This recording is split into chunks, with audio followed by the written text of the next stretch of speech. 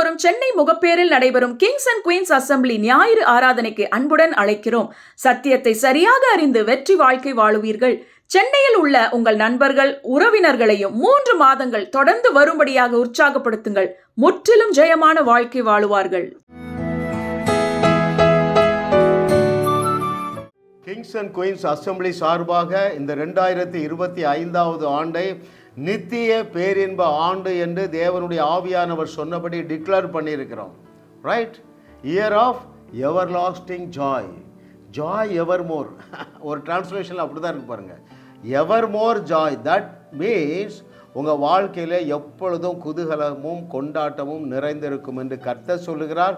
எங்களுடைய செய்திகளை தொடர்ந்து கேளுங்கள். நீங்கள் சென்னையில் இருப்பீர்கள் என்றால் 3 மாதங்களுக்கு வந்து பாருங்கள். உங்கள் திண்டாட்டமெல்லாம் கொண்டாட்டமாக மாறிவிடும் என்று கர்த்தர் சொல்லுகிறார். ஹல்லேலூயா. இன்றைக்கு 200 இறை ரகசியங்களிலே 67வது இறை ரகசியம் முழு பரிகாரத்தின் இறை ரகசியங்கள், spiritual secrets of full remedy. Very important truth. இன்னைக்கு மதம் அறியாத ஒரு சத்தியத்தை சத்திய ஆவியானவர் நமக்கு கற்றுத்தருகிறார்.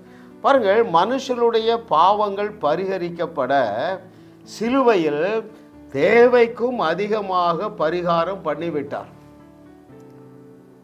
நான் திரும்ப சொல்கிறேன், நீங்கள் செய்ய போகிற அத்தனை பாவங்களுக்கும் எவ்வளவு பரிகாரம் பண்ண வேண்டுமோ அதை விட 1000 மடங்கு அதிகமாக பரிகாரம் பண்ணிட்டாருங்க. இதை இன்றைக்கு மதம் ஏற்றுக்கொள்ள ரெடியா இல்லை. சிலுவையில் நடந்தவை தீர்வின் ஒரு பகுதி அல்ல. அப்படி என்றால் என்ன பொருள்? உங்களுடைய பாவங்களுக்காக பரிகாரம் பண்ணப்பட வேண்டும். அதற்காக இயேசு கிறிஸ்து 2000 ஆண்டுகளுக்கு முன்பதாகவே எல்லா பரிகாரத்தையும் முழுமையாக பண்ணிவிட்டார். நீங்கள் அதுக்கு சப்போர்ட் பண்ண வேண்டிய அவசியமே இல்லை. ஆனால் 90% விசுவாசிகள் எதை நம்புகிறாங்க? நானும் ஏதாவது செய்யணும், நானும் கொஞ்சம் தலைகளை நிற்கணும், நானும் புழுதியில் கடந்து புலம்பணும். Not at all, not at all. ஒரு உதாரணம் சொல்கிறேன், உங்களுக்கு புரிஞ்சிருப்பாருங்களேன். முன்னால் நாங்கள் ஒரு கூட்டத்துக்கு போவோம், 3 நாள் கான்ஃபரன்ஸ்.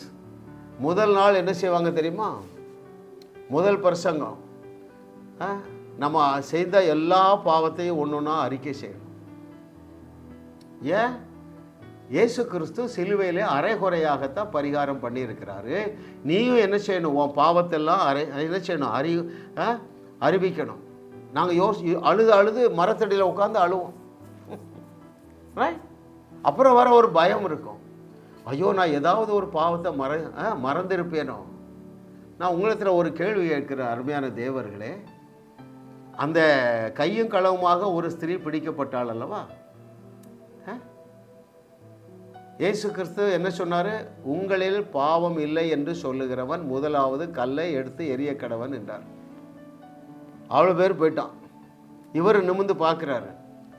அவங்களாம் எங்கம்மா? ஐயோ போயிட்டாங்க ஐயா, நானும் உன்னை தண்டிக்கலை.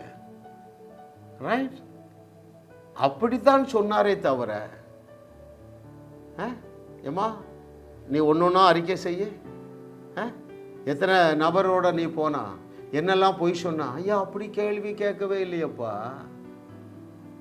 நானும் உன்னை தண்டிக்கலை, நானும் உன்னை ஆக்கினை தீர்ப்புக்குள்ளாகவில்லை, போ இனி பாவம் செய்யாதே என்று தான் சொன்னாரே தவிர நீ அழுது புரண்டு உன் பாவத்துக்கு மன்னிப்பு கேளு அப்படியே சொன்னாருங்க. உபவாசம் பண்ணு, பரிசுத்தமாகிறதுக்கு நீ கூட்டம் நடத்துகிறாங்க. ஏன்? சிலுவையில் அவர் அரைகுறையாக தான் பரிகாரம் பண்ணினார் என்கிற பொய்யனும் பொய்க்கு பிதாவுமானவனாகிய அந்த பிசாசானவனுடைய ஏஜெண்டுகள் மைக்க பிடிச்சிட்டு தைரியமாக பிரசங்கிக்கிறாங்க. ஏன்? சிலுவையில் அவர் முழுவதுமாக செய்யவில்லை என்கிற பொய்யை நம்புகிறாங்க. மத ஆதாரங்க போதிக்குது, கிறிஸ்துவின் கிருபாதார பலியை ஏற்றுக்கொள்ள வேண்டும், அதோடு சேர்த்து தூசியிலும் குப்பையிலும் கிடந்து உன் பாவத்திற்காக அழ வேண்டும் என்று தான் மதம் போதிக்குது. நான் திரும்ப சொல்கிறேன், 2ஐ நீங்கள் போதிக்கிறீர்கள், அல்லது 2 விதமான செய்தியை அந்த அவங்க பேசுகிறாங்க. என்ன பேசுகிறாங்க?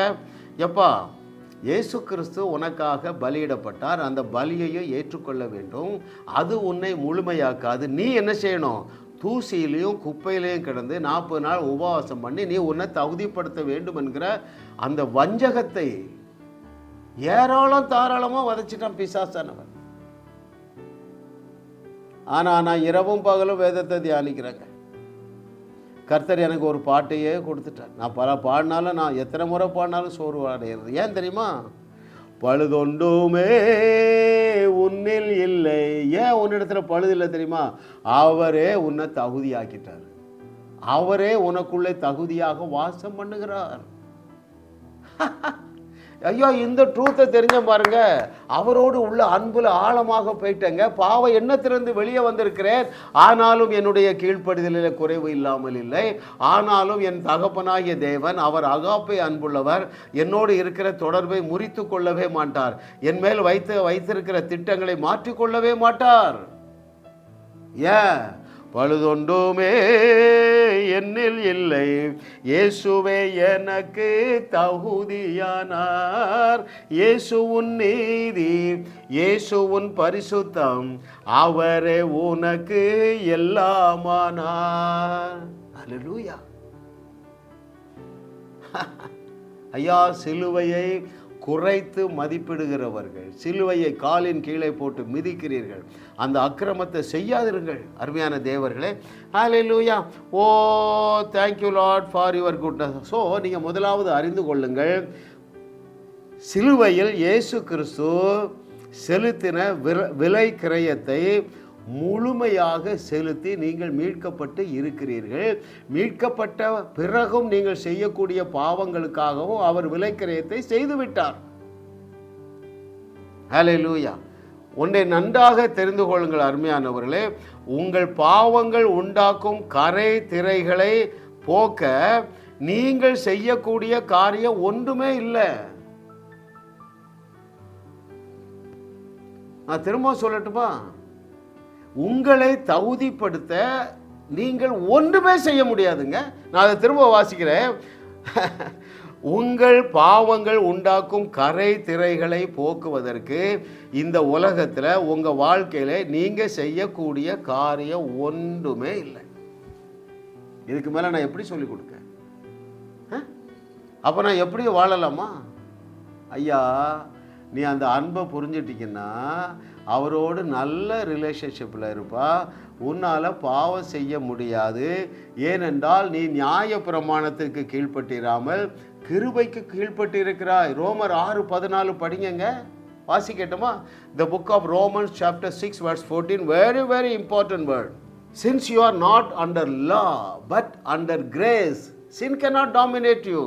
நீங்கள் நியாயப்பிரமாணத்திற்கு கீழ்ப்பட்டிராமல் கிருபைக்கு கீழ்ப்பட்டிருக்கிறபடியினால் பாவம் உங்களை மேற்கொள்ளாது. நீ தான் ஜெயிப்பாப்பா. எப்போ ஒரு நாளில் 7 நேரம் குழியில் விழுந்தாலும் நீ தான் ஜெயிப்பா. ஆமென்.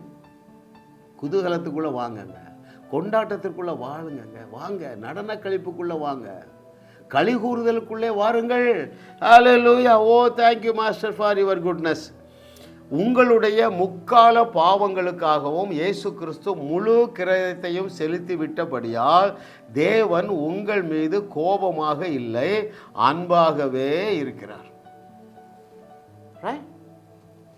திரும்பவும் நான் அதை விளக்குறேன் பாருங்களேன். முக்கால பாவங்கள். இப்பொழுது நாம் இதை எப்பொழுது பதிவு செய்கிறோம்? ஜனவரி 2025.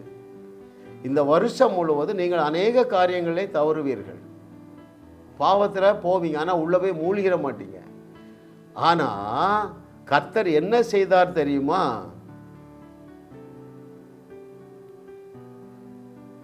அவருடைய அன்பை மாற்றிக்கொள்ள மாட்டார். ரைட்? உங்க மேல சந்தோஷமா தான் இருப்பார்ப்பா. ஆபிரகாம் மேல சந்தோஷமா இருந்தார், தாவீது மேல சந்தோஷமா இருந்தார். அத்தனை பாவங்களை செய்த பிறகு ஆண்டவர் சொல்றாரு, தாவீது என் இருதயத்திற்கு ஏற்றவன்கிறார். எத்தனை பேர் கவனிக்கிறீங்க அருமையான தேவர்களே? குற்ற உணர்வுலேருந்து நீங்கள் வெளியே வந்தீங்கன்னா அநேக பாவத்திலிருந்து வெளியே வந்துடலாம். ரைட்? கர்த்தரை தெய்வமாக கொண்ட நீங்கள் பாக்கியவான்கள், ஏனென்றால் நீங்கள் பரிபூரணமாக்கப்பட்டு இருக்கிறீர்கள். பல வசனங்கள் அதை சொல்லுது. எதனால? உங்களுடைய கீழ்ப்படிதலினால் அல்ல. அவர் பரிபூரணமாக சிலுவையிலே கீழ்ப்படிந்தார். அதை நீ விசுவாசிக்கிறதுனால உங்கள் ஆவி மனிதனிலே நீங்கள் முற்றிலுமாக தகுதியாக்கப்பட்டு இருக்கிறீர்கள். இனி பாவத்தோடு கடந்து போராடாதீங்க.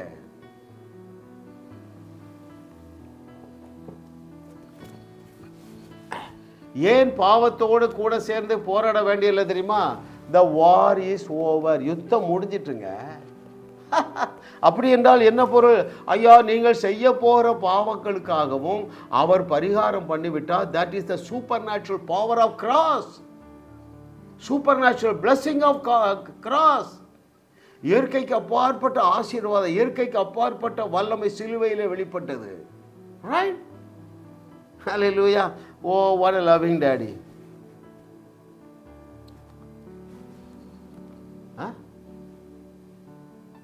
இயேசு கிறிஸ்து சிலுவையில் தொங்கின பொழுது ஒரு வார்த்தை சொன்னார். என் தேவனே, என் தேவனே, ஏன் என்னை கைவிட்டீர்? ரைட்? எதற்காக தேவன் அவரை கைவிட்டார் தெரியுமா? 2 காரணங்களுக்காக அல்ல, ஒரே ஒரு காரணத்துக்கு தான். நீ பாவம் செய்யும் பொழுதும் அவர் உன்னை கைவிடக்கூடாது என்கிற ஒரே காரணத்திற்காக தான் சிலுவையிலே அவருடைய அன்பின் குமாரனை அவர் கைவிட்டார். அருமையான தேவர்களே, வேற எதற்காகவும் அவர் இயேசு கிறிஸ்துவ சிலுவையில் கைவிடலைங்க. He was rejected on the Calvary cross. Why? You should never be rejected. நீ ரிஜெக்ட் ஆகவே கூடாதுக்குப்பா. நீ எப்பொழுதும் 100% தகுதியா இருக்கணும் என்பதற்காக தான் அவரே நிராகரித்தார். He rejected. ஐயா, அவருடைய அன்பை நம்மால புரிந்து கொள்ளவே முடியாதுங்க. அதுக்கு உங்களுக்கு இருதயத்தில் ஒரு வெளிப்பாடு வரணும். எப்பொழுது உனக்கு வெளிப்பாடு வரும் தெரியுமா? எழுதி இருக்கிற வசனங்கள்லாம் எனக்கு தான் என்கிற தைரியம் உனக்கு வரணும். எவ்வளவு பெரிய காரியத்தை அவர் செய்து விட்டாருங்க. திரும்ப அதை சொல்லட்டுமா? எப்பா, இயேசு கிறிஸ்து சொல்றாரு, ஆண்டவரே ஏன் என்னை கைவிட்டீர்? உன் மீது என் மீது இருந்த அத்தனை அக்கிரமங்கள், பாவங்கள், சாபங்கள் எல்லாவற்றையும் அவர் மேல் வைத்ததினாலே பாவத்தை பாராத சுத்த கண்களையுடைய தேவன் அவருடைய குமாரனை பார்க்க முடியல. ஷனப்பொழுது கைவிடப்பட்டார். ஏன்? நீ ஷனப்பொழுது கூட ஒரு நொடி கூட நீ கைவிடப்படக்கூடாது என்கிற ஒரே ஒரு காரணத்திற்காக உன் மேல் வைத்த உசிருங்க, அந்த அன்புங்க, குமாரனையே கைவிட்டார். ரைட்? சொந்த குமாரன் என்று பாராமல் அவரையே சிலுவையிலே பலியாக, கிருபாதார பலியாக ஒப்பு கொடுத்த தேவன் உன்னை நடுத்தருவில் கைவிட்டுருவாரா? ஏன் நீங்க குற்ற உணர்வுல இருக்கிறீங்க? ஏன் நீங்க பன்றி மேய்க்க போறீங்க? அப்படி என்றால் என்ன பொருள்?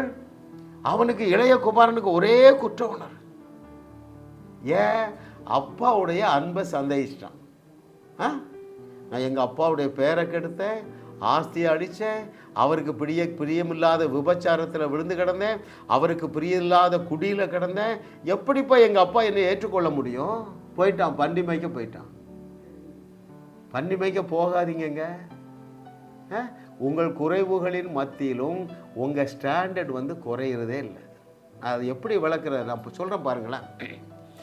உங்களுடைய ஹோலினஸ்ஸு according to Romans 5:1, Romans 8:30, Hebrew 10:10, Hebrew 10:14, Colossians 2:10, இவை இந்த வசனங்கள் எல்லாம் என்ன சொல்லுகிறதுனா, you are fully qualified. Right? அந்த குவாலிஃபிகேஷனை உங்களுடைய கீழ்ப்படுதலிலே உள்ள குறைவு கீழே இழுக்க முடியாது. நீங்களும் அவருக்கு சப்போர்ட் பண்ண வேண்டியதில்லை. ஆண்டவரே, எனக்கு நான் நிறைய காரியங்களில் தவறுகிறேன், உங்களால் முடியல, என்னை உங்களால் காப்பாற்ற முடியாது, என்னை உங்களால் நேசிக்க முடியாது, நானும் உங்களுக்கு சப்போர்ட் பண்ணுறேன், நான் ஒரு 40 நாள் உபவாசம் பண்ணுறேன், சாம்பலில் கடந்து உருளு பிறல்றேன். Nothing doing. இதெல்லாம் மாம்ச கிரியைகள். ரைட்? என்ன தெரியுமா உங்களுக்கு? இஸ்ரவேலர்களுக்கு ஒரு வைராக்கியம் இருந்ததுங்க. என்ன வைராக்கியம் தெரியுமா? நான் அதை வாசிக்கட்டுமா உங்களுக்கு? The book of Romans chapter 10 verse 2, 3 and 4, very important. ரோமர் 10வது அதிகாரம் 2, 3 மற்றும் 4வது வசனங்கள், தேவனை பற்றி இஸ்ரவேலர்களுக்கு வைராக்கியம் உண்டென்று அவர்களை குறித்து சாட்சி சொல்லுகிறேன், ஆயிலும் அது முட்டாள்தனமான வைராக்கியம், அறிவுக்கேற்ற வைராக்கியம் அல்ல. 3வது வசனம், எப்படி என்றால் அவர்கள் தேவநீதியை அறியாமல் தங்கள் சுயநீதியை நிலைநிறுத்த தேடுகிறபடியால் தேவ நீதிக்கு கீழ்ப்படியாதிருக்கிறார்கள். 4வது வசனம் ரொம்ப ரொம்ப முக்கியம். விசுவாசிக்கிற எவனுக்கும் நீதி, விசுவாசிக்கிற எவனுக்கும் நீதி உண்டாகும்படியாக கிறிஸ்து நியாய பிரமாணத்தின் முடிவாய் இருக்கிறார். அப்படி என்றால் என்ன பொருள்? உங்களுக்கு விரோதமாயிருந்த, உங்களுக்கும் தேவனுக்கும் பகையை உண்டாக்கி கொண்டிருந்த நியாய பிரமாணம் கட்டளைகளை தகர்த்து கொண்டு ஒழிச்சிட்டாரு. எபேசியர் 2வது அதிகாரம் 14, 15, 16வது வசனங்கள்.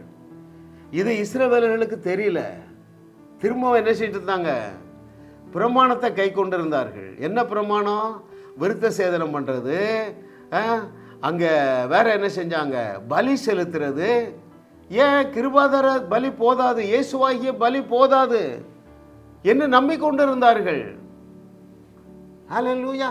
ஓ, கர்த்தரை தெய்வமாக கொண்ட நாம் பாக்கியவான்களுங்க. ஏன் தெரியுமா? பவுலுக்கு தேவன் கொடுத்த வெளிப்பாடுகளை எழுதி வைத்தார் பாருங்க. Hallelujah. Oh, thank you Lord for your goodness. இன்னைக்கு தலைப்பு என்ன?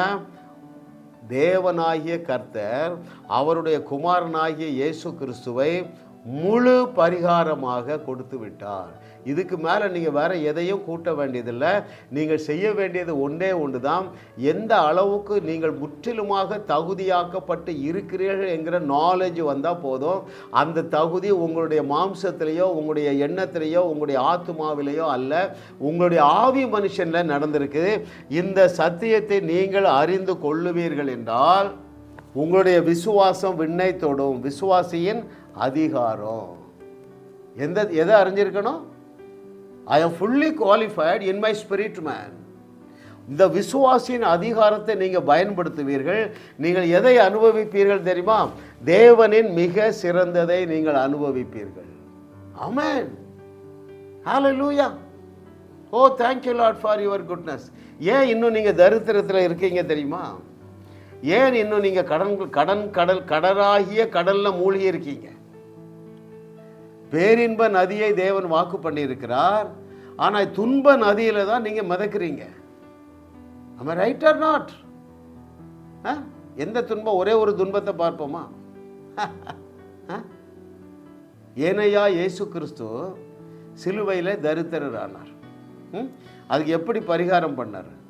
உங்கள் தரித்திரத்திலிருந்து உங்களை விடுதலையாக்கி ஆபிரகாமுடைய பூமி தாங்க முடியாத ஆசீர்வாதத்தினால் உங்களை அலங்கரிக்க அவர் தரித்திரரானார். வாசிக்கட்டுமா அந்த வசனத்தை? இயேசுவின் நாமத்தினால இந்த வசனம் உங்களுக்கு ஒரு மாம்சமாக வெளிப்படுவதாக, எழுத்தில் இல்லாமல் என்னுடைய பிள்ளைகளுக்கு இது வெளிப்பாடாக வருவதாக. பல சாத்தானே, பொருளாதார பிரச்சனையில் சிக்கி இருக்கிற என்னுடைய பிள்ளைகள் யாவருக்கும் இது ஒரு விடிவு காலம். ஏனென்றால் இந்த ஆண்டு பேரின்ப ஆண்டு என்று கர்த்தர் சொல்லியிருக்கிறார். அந்த வசனத்தை நான் உங்களுக்கு வாசிக்கிறேன். 2 கொரிந்தியர் 8வது அதிகாரம் 9வது வசனத்திலே தேவனுடைய ஆவியானவர் என்ன எழுதி வைத்திருக்கிறார் பாருங்கள். The book of 2 Corinthians chapter 8 verse 9.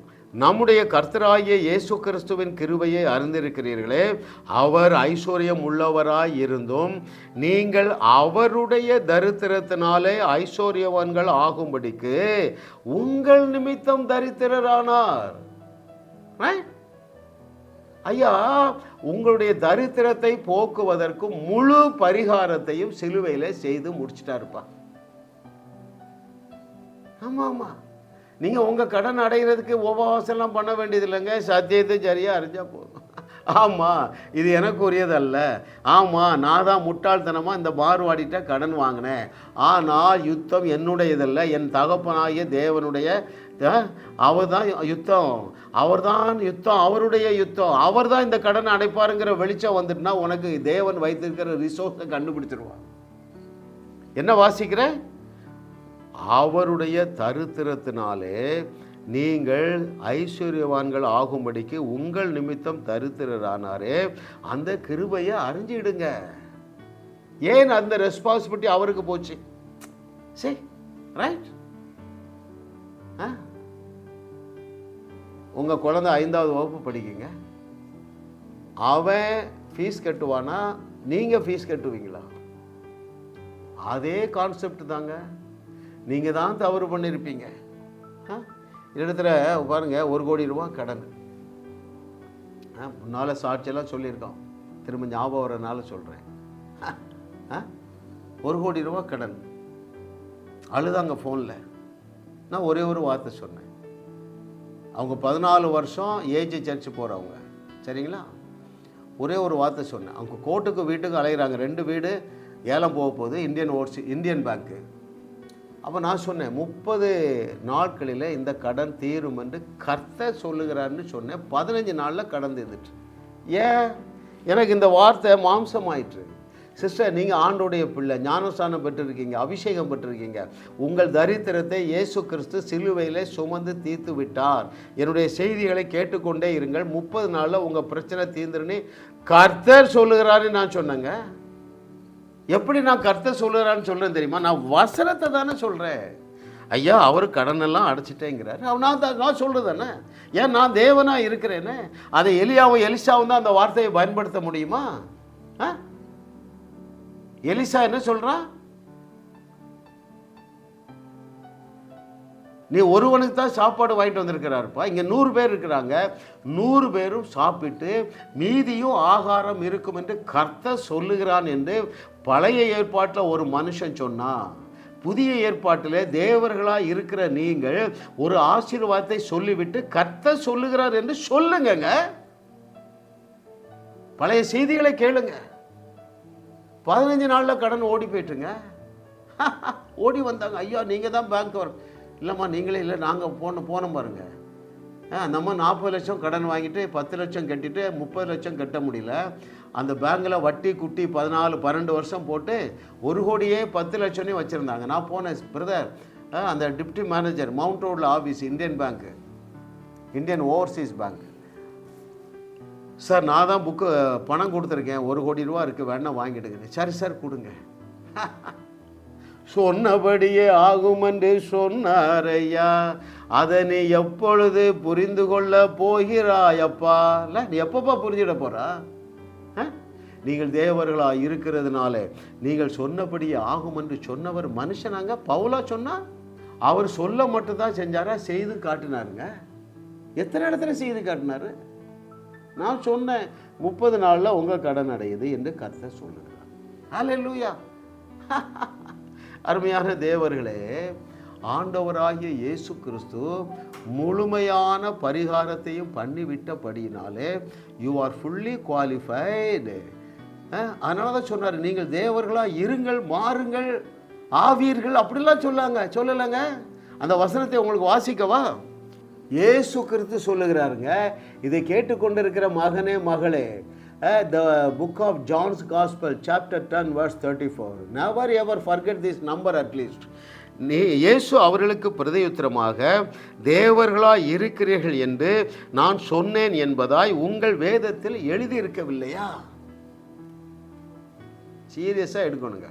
இயேசு கிறிஸ்துடைய வார்த்தையை நான் சீரியஸாக எடுத்தேன். கிருபை கிருபை கிருபை.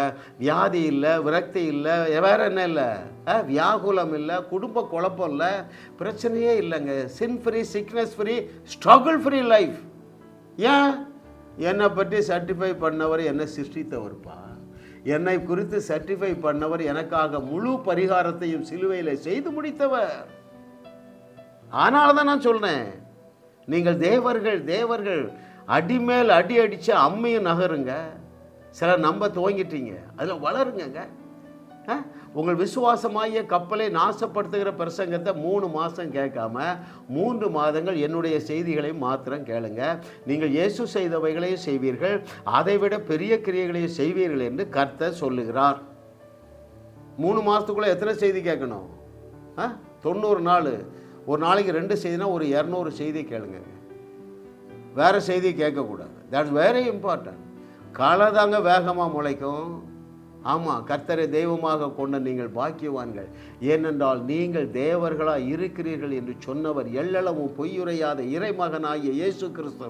அவர் உங்களுக்காக பரிகார பலியாக தன்னுடைய ஜீவனையே கொடுத்துட்டாரு, தன்னுடைய ரத்தத்தையே கொடுத்துட்டாருங்க. கடைசி சொட்டு ரத்தத்தையும் கொடுத்து தான் உங்களை தகுதிப்படுத்திட்டார். ஹல்லேலூயா, ஆமென். அந்த முழு பரிகார பலியை சந்தேகிக்காதீங்க. ஆமென். கர்த்தரை தெய்வமாக கொண்ட நீங்கள் பாக்கியவான்கள், ஏனென்றால் நீங்கள் தேவர்களாக இருக்கிறீர்கள். அப்படி என்றால் என்ன பொருள்? கிமு முதல் நூற்றாண்டிலே இயேசு கிறிஸ்து அவர் சென்ற இடங்களில் எல்லாம் இருந்த அத்தனை பிரச்சனைகளுக்கும் தீர்வாக இருந்தார். ஆமாம், ரைட் ஆர் நாட்? எத்தனை பேர் கவனிக்கிறீங்க? கிமு முதல் நூற்றாண்டிலே, பிஃபோர் த கிராஸ், இயேசு கிறிஸ்து தீர்வாக இருந்தார். ஆஃப்டர் கிராஸ், கிபி முதலாம் நூற்றாண்டிலே சீஷர்கள் தீர்வாக இருந்தார்கள். 21வது நூற்றாண்டில் என்னுடைய வியூவர்ஸ் அத்தனை பேரும் நீங்கள் தீர்வாக இருக்கிறீர்கள். நீங்கள் சொல்லுகிற இடங்களிலெல்லாம் உங்களுக்குள்ளே அந்த பெருகி கொண்டு இருக்கிற ஊற்றாக இருக்கிற அந்த ஜீவ தண்ணீரை திறந்து விடுங்கள். எப்படி திறந்து விடணும்? உங்களுடைய நாவாலே திறந்து விடுங்கள். நான் அப்படி தான் திறந்து விட்டேங்க. அந்த சிஸ்டர் பேர் லட்சுமி, 14 வருஷத்துக்கு முன்னால் ஞானசானம் எடுத்து ரெபெக்கா போரூரில் இருக்கிறாங்க. சிஸ்டர் 30 நாளில் உங்கள் கடன் பிரச்சனை தீருதுன்னு நாவாலே சொன்னேன். ஏன்? நாவை பயன்படுத்தி ட்ரைனிங் கொடுத்தவர் நம்முடைய கம்ப்ளீட் மாடலாகிய இயேசு கிறிஸ்து. ஆமாம், ரைட்? ஐயா நமக்காக பலியாக தன்னை ஒப்பு கொடுத்தாரு, நமக்காக ரத்தத்தை சிந்தினார், நமக்காக தழும்புகள் பெற்றார், நமக்காக துக்கத்தை அனுபவித்தார், நமக்காக தரித்திரத்தை அனுபவித்தார், நிந்தையை அனுபவித்தார். இவை எல்லாவற்றையும் செய்துவிட்டு டெமான்ஸ்ட்ரேஷன் பண்ணி காட்டினார. இறையாதே, அமைதலாயிரு, படுக்கையை எடுத்துக்கொண்டு நட, கையை நீட்டு, இறையாதே, எல்லா நாவுல இருந்து அந்த ஜீவ தண்ணீர் போச்சுங்க. ஹல்லேலூயா. Oh thank you Lord, what a loving daddy. ஆமென். இந்த ரெவலேஷன் தாங்க இந்த வேர்டை காயின் பண்ணிச்சு. You are a world shaker. Every child of God is a world shaker. உனக்குள்ளே இருக்கிற அந்த பொட்டன்ஷியலை நீ தெரிஞ்சிட்டீங்கன்னா நீனும் வாழுவா, வையகத்தையும் வாழவா. It's very simple. Hallelujah. Oh thank you Lord for your goodness. Elisha அவர்களும் வாழ்ந்தார்கள், வையகத்தையும் வாழ வைத்தார்கள். பவுல் அவனும் வாழ்ந்தான், வையகத்தை வாழ வச்சாங்க. இயேசு கிறிஸ்து அவரும் வாழ்ந்தார், வையகத்தை வாழ வைத்தார். அப்படிப்பட்ட உன்னதமான ஸ்டேட்டஸில் நீ உட்கார்ந்து இருக்கிறாய். அதற்காக தான் தன்னையே முழு பரிகாரமாக ஒப்பு கொடுத்தார். அவருக்கு வெளியே நமக்கு என்ன இல்லை? நம்முடைய பாவங்களுக்காக பரிகாரம் செலுத்தக்கூடிய வேற எதுவுமே உலகத்தில் இல்லைங்க. இதை நீங்கள் நோட் பண்ணி தியானிங்க. எதை? நம்மை தகுதிப்படுத்த அல்லது உங்களுக்காக ஜீவனை கொடுக்க அல்லது நீங்கள் பரிகாரம் பண்ணுவதற்கு உங்களிடத்துல ஒன்றுமே கிடையாதுங்க. நீங்கள் நம்புறீங்க பாருங்க, 40 நாள் உபவாசம், அதுக்கும் வேல்யூ கிடையாதுங்க. ஹல்லேலூயா. ஓ பாருங்கள், இந்த சத்தியத்தை அறியாத போதகர்கள் என்ன சொல்லுவார்கள் தெரியுமா? எந்த சத்தியத்தை அறியல? எப்போ அவர் முழுவதுமாக உனக்கு பரிகார பலியாக மரித்து அடக்கம் பண்ணப்பட்டு 3ஆம் நாளில் உயிரோடு எழுந்ததுனால, நீ இயேசு கிறிஸ்துவை ஏற்றுக்கொண்டு இருக்கிறதுனால நீ முற்றிலும் தகுதியாக்கப்பட்டு இருக்கிறாய் என்பதை அறியாத பிரசங்கிமார்கள் என்ன உங்களுக்கு சொல்லி தருவாங்க தெரியுமா? அவ்வளவு எளிதாலாம் தேவன் ஒன்று ஆசீர்வதிக்க முடியாது. ஏன்? என்ன சொல்லுவாங்க? எப்போ அவ்வளோ ஈஸியாலாம் உன்னால் ஆசீர்வதிக்க அவர் மாட்டார். ஏன்? உன் ஜபம் போதாது, உன் பக்தி போதாது, உன் பரிசுத்தம் போதாது, எல்லாம் அவுட்வேர்டு. ஆவி மனுஷனில் எந்த அளவு விசுவாசிகள் ஒவ்வொருவரும் தகுதியாக்கப்பட்டு இருக்கிறான் என்கிற நாலேஜ் மோர் தென் 90% ஊழியர்களுக்கு தெரியல. அவங்க சுயநீதியே பேசுவார்கள். மனம் திரும்புங்கள், அந்த ஓநாய்களை கண்டுபிடித்து அவர்களை ஓட ஓட விரட்டுனீங்கன்னா நீங்கள் நல்ல வாழ்க்கையை துவங்கலாம். ஆமாம், ஒரு தம்பி பேசுகிறான், அங்கிள் நீங்கள் சொல்கிறது எல்லாம் கரெக்டு தான், ஞாயிற்றுக்கிழமை உங்கள் சர்ச்சுக்கு வந்துட்டேன்னு வைங்களேன், எங்கள் சர்ச்சுக்கு நான் போகலைன்னா திங்கக்கிழமை பாஸ்டர் எங்கள் வீட்டுக்கு வந்துடுவார். எப்போ நீ அங்கே போய் என்னத்தெல்லாம் கண்டா? என் பையன் மரித்து போனான், ரெண்டாவது பையனுக்கு 45 வயசு கல்யாணம் ஆகலை, ரெண்டாவது மகா கல்யாணம் ஆகி குழந்தை இல்லை 6 வருஷமா. இதுக்கு பிறகும் நீ அங்கே அவரை எதிர்த்து பேசுறதுக்கு உனக்கு தைரியம் இல்லைன்னா no one can help you. அங்கே ஒரே இதான் உபவாசம், சுயநீதி, முழங்கால், தேவன் ஓ மேலே கோபமாக இருக்கார், அவ்வளோ ஈஸியாலாம் அவர் ஒன்று ஆசீர்வாதம், இப்படி பிரசங்கத்தை கேட்டு விசுவாசமாகிய கப்பல் நாசமாக போச்சு, வாழ்க்கையே அப்படியே போயிடுச்சு. இரண்டாவது அவங்க என்ன சொல்லுவாங்க? உன் தேவன் உன் மேலே அதிருப்தியாக இருக்கார், எனவே தேவனால் உன்னை ஆசீர்வதிக்க. இப்படி பொய்யையே சொல்லி சொல்லி நீங்களும் இந்த இறைச்சி கடையில் ஆடுகள் தன் தலையை கொடுக்க போகிற மாதிரி அங்கே கொடுக்குறீங்க. உங்களுக்கு எல்லாருக்கும் புரியும் நான் லாங்குவேஜ் நான் சொல்கிறது, ரொம்ப டீட்டெயிலாக நான் சொல்ல, என் வாயில் அந்த துர்ச்செய்தியை நான் சொல்ல விரும்பலை. இன்றைக்கி மனம் திரும்புகிற நாள், உங்களுக்கு விடுதலையின் நாள். Hallelujah. Oh thank you Lord for your goodness. ஆமாங்க, இளைய குமாரன் வந்தாங்க. இன்றைக்கி சபையில் என்ன செய்கிறாங்க? பாவங்களை அறிக்கை செய்யணும். Right, okay. இளைய குமாரன் வந்தான், வாசலில் நிறுத்தி மன்னிப்பு கேளுடா, என் ஆஸ்தியை அழிச்சதுக்கு மன்னிப்பு கேளு. அப்போ மன்னிச்சுக்கிடுங்கப்பா, உங்கள் ஆஸ்தியெல்லாம் அழிச்சிட்டேன், எனக்கு கீழ்ப்படியாததுக்கு மன்னிப்பு கேளு. அப்பா நான் இனிமேல் கீழ்ப்படுகிறேன்ப்பா, நான் கீழ்ப்படியாமல் போயிட்டேன்ப்பா, என்னை மன்னிச்சிடுங்க. அப்படியே அங்கே வீட்டுக்கு வெளியே நிறுத்தியிருந்தாரு.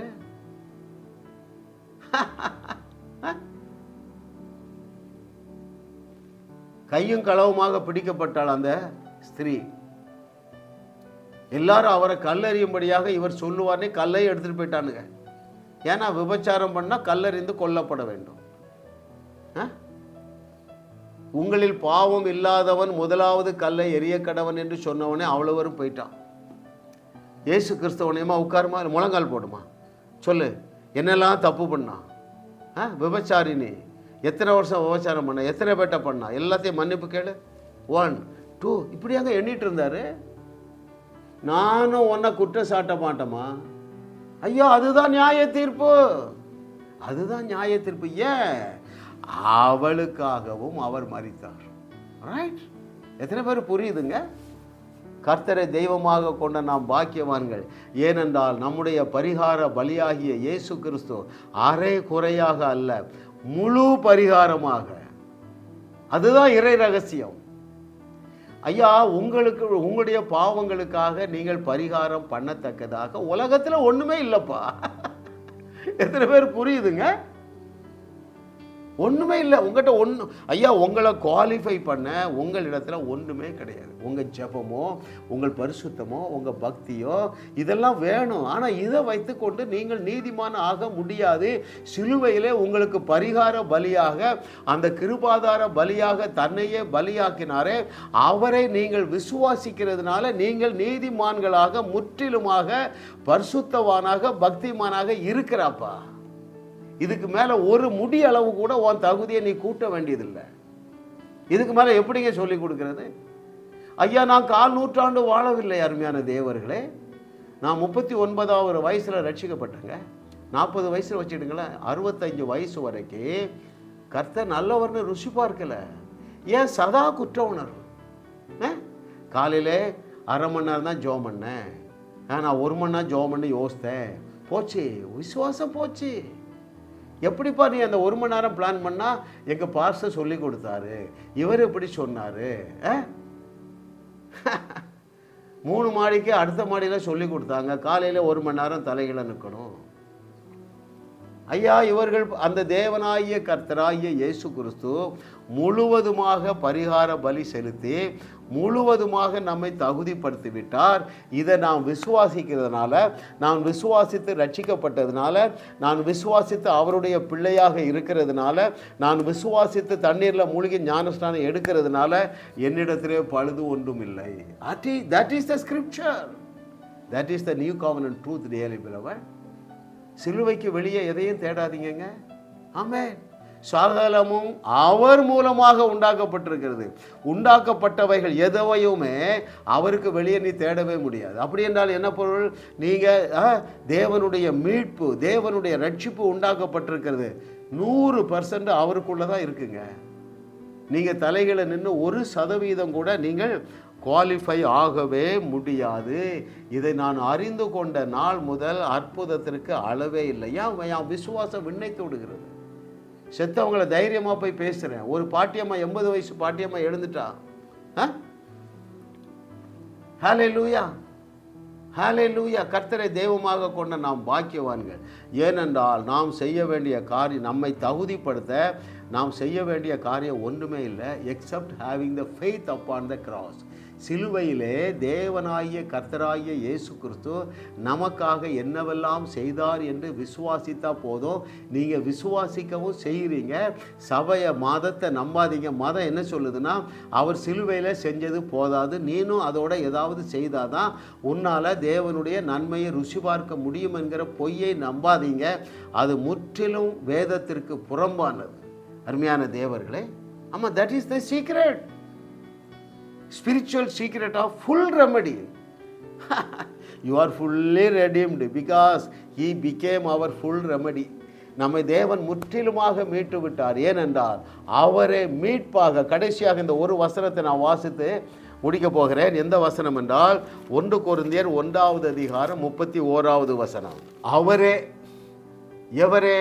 இயேசு கிறிஸ்துவே சிலுவையிலே தேவனால் நமக்கு ஞானமானார், தேவனால் நமக்கு நீதியானார், இயேசுவே நமக்கு பரிசுத்தமானார், இயேசுவே நமக்கு மீட்பாயிட்டார்ப்பா. You are fully redeemed. Hallelujah. அப்படியே ரிசீவ் பண்ணுங்க. உங்களுக்கு ஒரு பிரகாசம் உள்ள மனக்கண்கள் உண்டாகட்டும். பிதாவே, உமக்கு நன்றி அப்பா. ஜீவனுள்ள உம்முடைய வார்த்தை, இரு புறமும் கருக்கான உம்முடைய வார்த்தையை நான் பேசியிருக்கிறேன். இந்த பிள்ளைகளுடைய இருதயத்தில் இருக்கிற அந்த அறியாமை அகன்று போ, தலைப்போ சாத்தானே. என்னுடைய பிள்ளைகள் சத்தியத்தை சரியாக அறிகிறார்கள். இவர்கள் முற்றிலுமாக தகுதியாக்கப்பட்டு இருக்கிறார்கள். இவர்களுக்கு தேவையான முழு பரிகாரமாக இயேசு கிறிஸ்து சிலுவையில் தன்னையே கிருபாதார பலியாக ஒப்பு கொடுத்தார் என்கிற சத்தியத்தை அறிந்து கொள்ளக்கூடிய ஒரு பிரகாசமுள்ள மனக்கண்கள் என்னுடைய பிள்ளைகளுக்கு உண்டாவதாக. பிசாசை என்னுடைய பிள்ளைகளை விட்டுவிடு. இவர்கள் சத்தியத்தை சரியாக அறிகிறார்கள். தேவனுடைய அன்பில் இவர்கள் ஓங்கி வளருகிறார்கள். விசுவாசத்தில் ஓங்கி வளருகிறார்கள். அற்புதம் செய்கிறதில் இவர்கள் ஓங்கி வளருகிறார்கள். நீ இவங்களை ஏமாற்ற முடியாது. இவர்கள் தங்களுடைய ஆவிய மனுஷனிலே முற்றிலுமாக தகுதியாக்கப்பட்டு இருக்கிறார்கள் என்கிற வசனம் இவருடைய மனசுல ஆழமாக பதிவதாக. இயேசுவின் நாமத்தில் பிதாவே, ஆமென், ஆமென். அருமையான தேவர்களே, நீங்கள் திரையிலே காண்பது நல்ல நிலம், சரிங்களா? அந்த நல்ல நிலத்தில் நீங்கள் விதைப்பீர்கள், விதையுங்கள். உங்கள் விதையானது வருஷா வருஷம் 1000 மடங்காக பெருகி உங்களுக்கும் உங்கள் சந்ததிக்கும் இயற்கைக்கு அப்பாற்பட்ட விதத்திலே உங்களுடைய அக்கௌண்ட்ல வந்து சேரும் என்று கர்த்தர் சொல்லுகிறார். ஆமென்.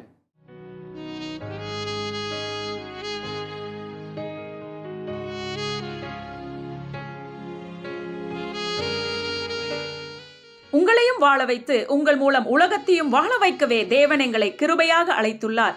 விடுதலை பெறவும் சுகத்தை அனுபவிக்கவும் எங்களோடு தொலைபேசியில் தொடர்பு கொள்ளுங்கள். இந்த சேனலை சப்ஸ்கிரைப் செய்து வீடியோவை லைக் செய்து பலரோடு பகிர்ந்து கொள்ளுங்கள். அவர்களும் ஆசீர்வதிக்கப்படட்டும்.